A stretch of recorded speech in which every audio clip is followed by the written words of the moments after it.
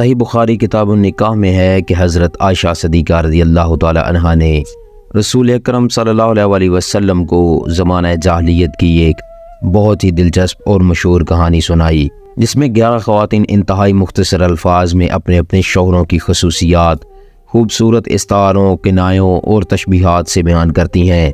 اس کہانی کا سبق آموز اور منفرد پہلو یہ ہے کہ ایک خاتون ام زرع طلاق کے بعد بھی نہ صرف اپنے شوہر کی تعریف کرتی ہے بلکہ اپنے ساس اور سوتیلے بچوں کی بھی تعریف کرتی ہے،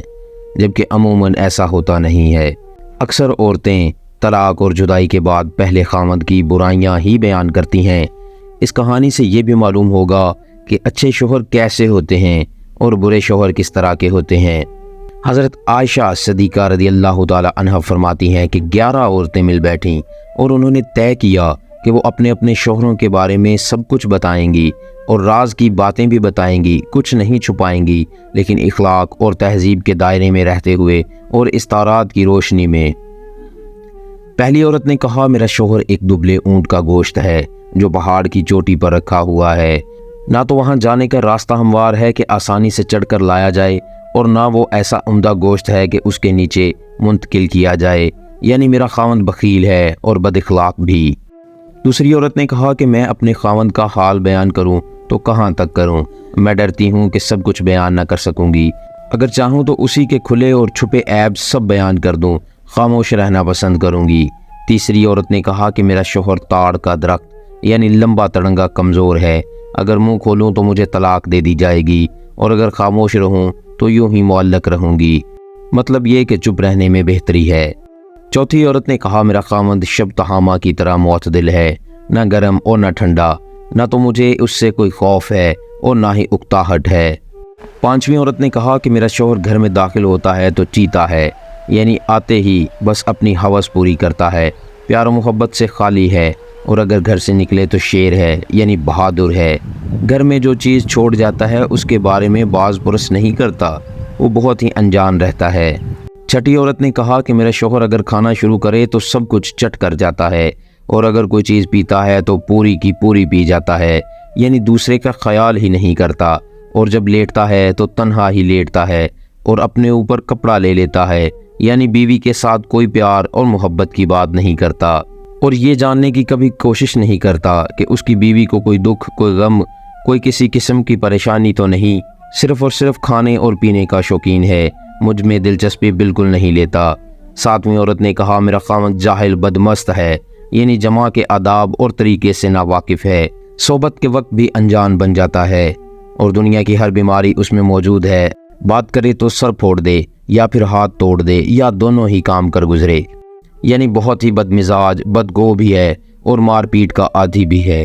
آٹھویں عورت نے کہا کہ میرا خاوند چھونے میں خرگوش کی طرح نرم ہے، اس کی خوشبو ایک درخت کی خوشبودار چھلکے کی طرح ہے، یعنی ظاہر اور باطنی دونوں اعتبار سے اعلیٰ اخلاق کا مالک ہے۔ نویں عورت نے کہا کہ میرا شوہر اونچے ستونوں والا ہے، بڑے مکان کا مالک ہے، دراز قد ہے، بہت رکھ رکھاو والا ہے، یعنی گھر کا چولہا ہر وقت جلتا رہتا ہے، مہمان نواز ہے اور خوب مہمان نوازی کرتا ہے۔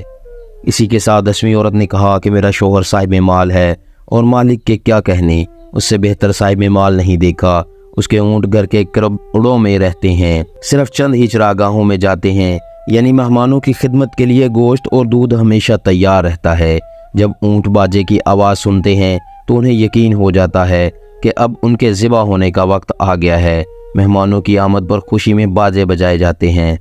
11ویں خاتون ام زرع نے کہا کہ میرا شوہر ابو زرع ہے، ابو زرع کے کیا کہنے، اس نے زیورات سے میرے دونوں کان بھر دیے، میرے دونوں بازو چربی سے بھر دیے، یعنی خوب کھلاتا پلاتا ہے، مجھے اس نے اتنا خوش رکھا کہ میں خود پسندی اور عجب میں مبتلا ہو گئی ہوں، مجھے اس نے بکریوں والے غریب گھر سے اٹھایا، اس کا گزر مشکل سے ہوتا تھا، وہ مجھے گھوڑوں، اونٹوں، بیلوں اور کھیتوں کے مالک کے خاندان میں لے آیا، وہ خوش اخلاق ہے، میری کسی بات کا برا نہیں مناتا، جب سوتی ہوں تو صبح کر دیتی ہوں، جگاتا بھی نہیں ہے، پیتی ہوں تو خوب سیراک ہو کر پیتی ہوں۔ ابو زرع کی ماں میری ساس، اس کی خوبیاں میں کیا بیان کروں، اس کے برتن ہمیشہ غلے سے بھرے رہتے ہیں، اس کا گھر بہت وسیع ہے۔ ابو زرع کا بیٹا یعنی میرا سوتیلا بیٹا، وہ کیسی شان والا ہے، اس کے سونے کی جگہ ننگی تلوار کی طرح پتلی ہے، یعنی دبلا پتلا ہے،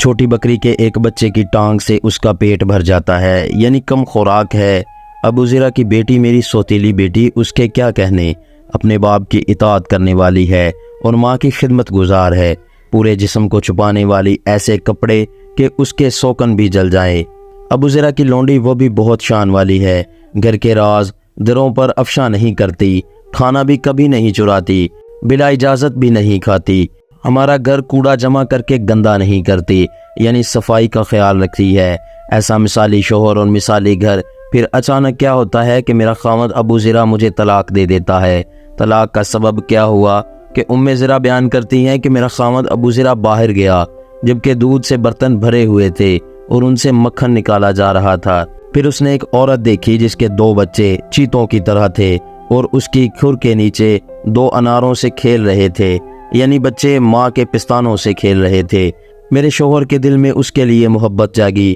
اور میرے شوہر نے مجھے طلاق دے دی اور اس عورت سے نکاح کر لیا۔ پھر میں نے ایک دوسرے آدمی سے نکاح کر لیا۔ میرا دوسرا شوہر عربی گھوڑے پر سواری کرتا ہے اور ہاتھ میں نیزہ پکڑتا تھا۔ اس نے مجھے بہت سی نعمتیں دی، جانور دیے، ان میں ہر قسم کا جوڑا جوڑا عطا کیا۔ میرا شوہر کہتا ہے، اے ذرا، جو چاہے مزے سے کھاؤ پیو اور اپنے رشتہ داروں کو بھی دو، لیکن صحیح بات یہ ہے کہ میں دوسرے شوہر کی تمام عطاؤں کو جمع بھی کروں تو وہ میرے پہلے شوہر ابو ذرا کے مقام کو نہیں پہنچ سکتا۔ میرا دوسرا شوہر بہت اچھا ہے، مگر طلاق کے باوجود انصاف کی بات یہ ہے کہ ابو ذرا اور اس کا پورا خاندان بہت ہی اعلیٰ اخلاق و کردار کا مالک تھا، یہاں تک کہ اس کے ملازم اور نوکر بھی نیک اور تربیت یافتہ تھے۔ حضور اقدس صلی اللہ علیہ وسلم نے یہ کہانی سن کر حضرت عائشہ صدیقہ رضی اللہ تعالیٰ عنہ سے فرمایا کہ اے عائشہ، میں بھی تمہارے لیے ایسا ہی اچھا شوہر ہوں جس طرح ذرا کے لیے ابو ذرا تھے۔ پوری کہانی کا خلاصہ یہ ہے کہ میاں بیوی دونوں کو پیار محبت کے ساتھ زندگی بسر کرنی چاہیے، اور اگر کبھی زندگی میں طلاق اور جدائی کی نوبت آ جائے تو اچھے طریقے سے ایک دوسرے سے جدا ہو جانا چاہیے اور ایک دوسرے کی عیوب پر پردہ ڈالنا چاہیے اور ایک دوسرے کی خوبیاں بیان کرنی چاہیے۔ اللہ پاک ہمیں بھی ایسی محبت اور پیار والی زندگی گزارنے کی توفیق عطا فرمائے، آمین۔ امید کرتا ہوں آج کی ویڈیو آپ کو پسند آئی ہوگی۔ ویڈیو اچھی لگی ہو تو ایک لائک اور شیئر ضرور کر دیجیے گا۔ اللہ پاک آپ کا اور میرا حامی و ناصر ہو۔ اللہ حافظ۔